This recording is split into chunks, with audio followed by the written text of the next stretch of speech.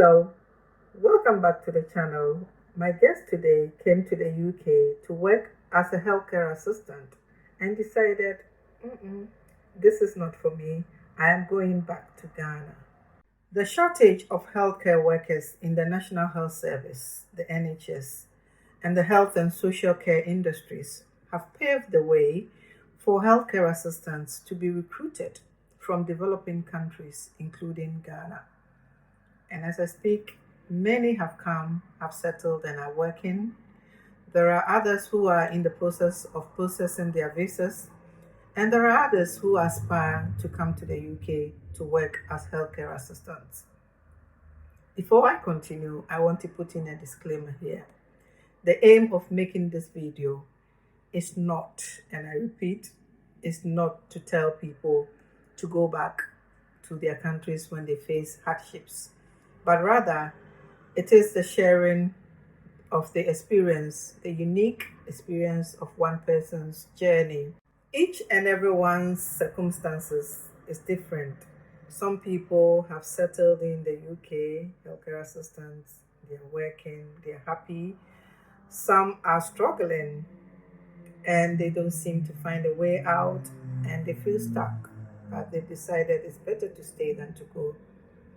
And in the rare cases of, my guest today, people make a decision to go back. And I think it's good to have a balanced discussion for people to know what they're getting into and also to equip those who are coming to be better prepared. The positive side of my guest experience is that even though she was here for a short time, the skills and knowledge gained, she is planning to utilize it back home to impact the work that she does. And for obvious reasons, she's going to join me from Ghana via a telephone call.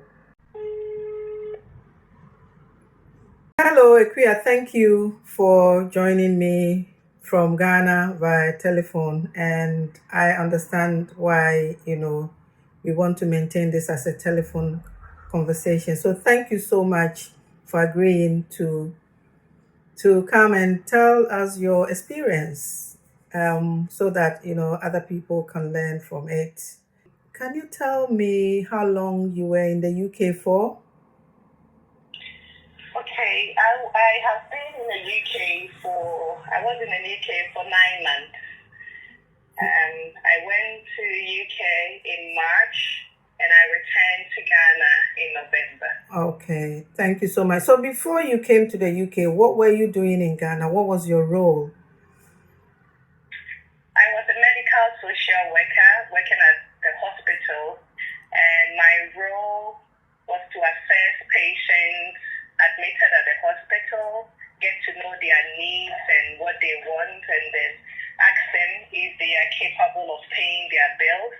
If they were not capable, I will arrange and then waive their bill off for them, and then assess them their needs and also ask about their experiences, how doctors and nurses treat them. Sometimes we go for ward runs with the doctors to identify the needs of the patient. Okay, so you had a pretty good job in Ghana. So I'm just curious, can I ask why you decided to come to the UK to work as a healthcare assistant? Okay, so I migrated to the UK basically for a work experience to continue my social work in the UK. Okay. And secondly, for a better salary or a better wage or an increment of wages, because it got to a point our salary in Ghana was so bad that wasn't manageable at all. So I decided to migrate from Ghana to UK. Okay. But unfortunately, when I came to UK, I had no idea I was going to work as a carer. Okay. So the agreement from my employers was social work until I got to UK and I realized that working as a carer is a package. It's all part of social work. But in Africa, we are restricted. Okay. Yeah. So it means that the terminologies weren't really explained to you, or you didn't understand that. Is that right? Yes, certainly, yes. Okay. So tell us, when you came and you started work as a healthcare assistant, what was your experience like? Okay, so in the beginning, because that was my first time working as a carer, I really didn't have so much knowledge about it, though I had my training and I understood a lot of things, but that was the first time I had worked or had experienced the healthcare jobs in the UK. So first, I was a bit depressed with the nature of what I was doing because I really didn't like it, but I had no choice to do it. But I realized with time it got better. Yeah. I got used to what I was doing every day. Yeah. And I became okay with time. There's one particular experience that I wanted to, touch on because I heard about it and we had a conversation about it. It's the working patterns. Are you able to give us an example of that? Okay, so working in UK as a carer, a lot of people may not tell you the reality of it. Yeah. But what I realized that it's a 12-hour shift. You go to work from 7 a.m. or 7 p.m. or vice versa, 7 p.m. to 7 a.m. That's when you're working at night. Yeah. And I realized all you do is to scoop food, like ice cream, throughout your skin. It can be very horrible, especially when you are not used to that nature of work and when you are not used to that. Yeah. And sometimes the residents or probably the patients or the residents living in a care home, they can be mean. They can be really mean, especially what we call, though sometimes they are cognitive impairment, they don't know what they are doing. Yeah. But it brings you down, especially when you meet mean residents. Yeah. And my experience, to me, I really didn't like it at all because I realized that where I was working, the company that I was working with, I was the only black staff, and it made it very difficult for me. Yeah. One, my accent was a problem to them because I wasn't able to speak the British accent, so they find it difficult to understand me better speaking and frustrate them a lot.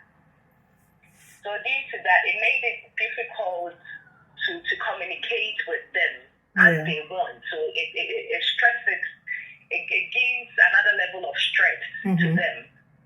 And my colleagues, indirectly to me, that's how I felt. So that's how they made me feel. Yeah. I felt I was being bullied. I felt an indirect racism because to me, they were all natives and I was the only migrant working with them. I really didn't feel comfortable.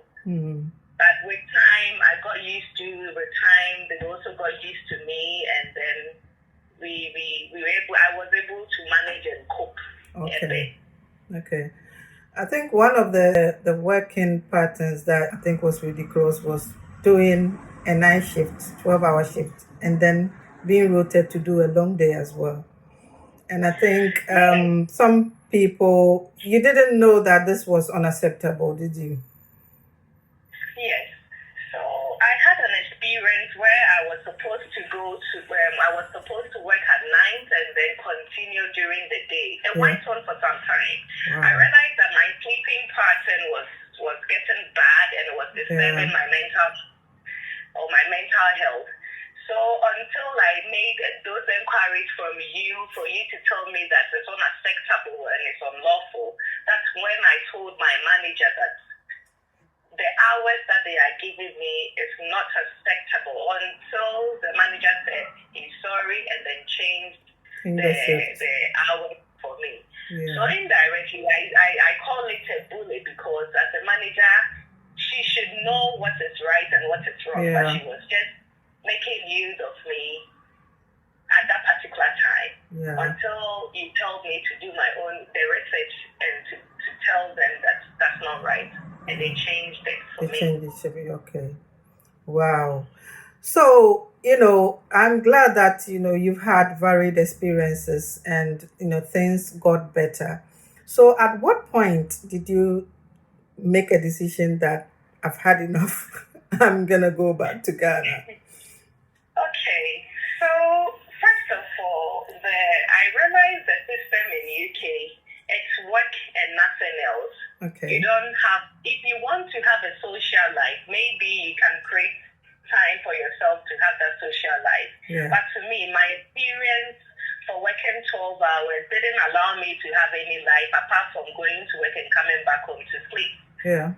And moreover, the salary wasn't enough in the UK system because it was a minimum wage, and if you are getting a minimum wage of 9.50 and you are paying bills and other things, it wasn't worth it anymore. Moreover, my work was really restricted because I cannot change job, I cannot do anything. All I have to do is to be with them for 5 good years before. So I didn't see myself working as a carer for 5 years ahead of me anymore. Yeah. So I took a bold step and said to myself that no, I am returning back to Ghana to continue what I was doing. At least I have experiences, I have gotten some level of experiences working in the Western world. So I would rather come to Ghana to impact this and teach others how things went and how things go. One thing I realized, the positive side of it is time conscious, punctuality. That's something I am grateful that going to the Western world, it has really helped me a lot because they don't joke with their time and they are very honest. Your A should be your A and your B should be your B. Yeah. I'm so glad you touched on that because I was going to ask you, because one of the things that, makes me excited is that even though you stayed here for only 9 months, you've gained some skills and experience that you are taking back to make changes to the way you work and hopefully do other things. So that is the positive side of it. And so tell us, have you started anything or what do you plan to do with the skills and knowledge you gained here? Actually, so I am thinking of opening an NGO to continue my charity work in Ghana as well. Okay. I have plans to have a partnership with other people who are willing to help so that we help kids with cancer, childhood cancer oncology departments at Confanoche. So that's my plan now, and I'm working towards it. And continue to work as a social worker in Ghana. So just to explain that Confanoche Teaching Hospital is in Kumasi in Ashanti region in Ghana. So were you doing this before you came, or is this something new that you started? Yes, I was doing that before I came. Okay. I had a club. It's an international club called Lions Club. It's a humanitarian society. So that's all we do. Especially we have 5 things we focus on: kids with diabetes, childhood cancer, and few other things, hunger, and 2 other ones that we focus on. So I was doing that before I went to UK, and I'm back to continue what I was doing. Thank you so much, Akua, for sharing, your story and experience. And I'm sure some people can identify with it. I know that, I say that everybody's circumstances is different. And some people have come and settled, they are doing well. Some people too are struggling and they are stuck because they don't have any options.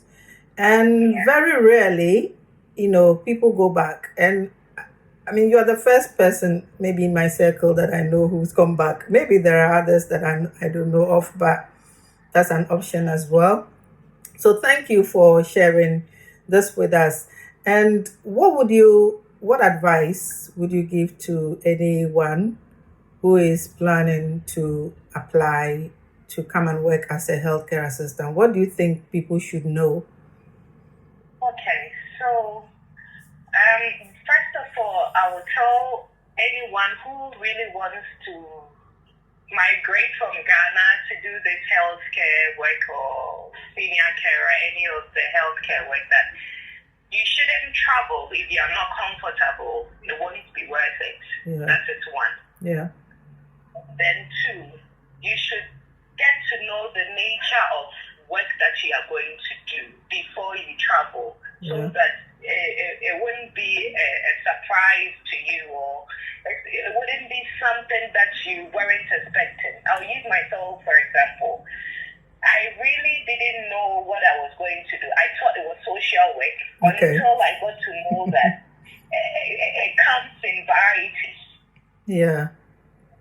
Yes. So don't travel if you're not comfortable with it. It's not worth it. And everyone is different. The fact that I didn't like it doesn't mean you cannot cope or you cannot manage. Even as I left, there are still other people who are still doing it and are very happy and passionate about what they are doing. Yeah, that's right. Yeah. Thank you so much, Akua. Thank you for sharing your experience with us. And I hope that it has helped someone. Thank you. And I wish you well in your charity work.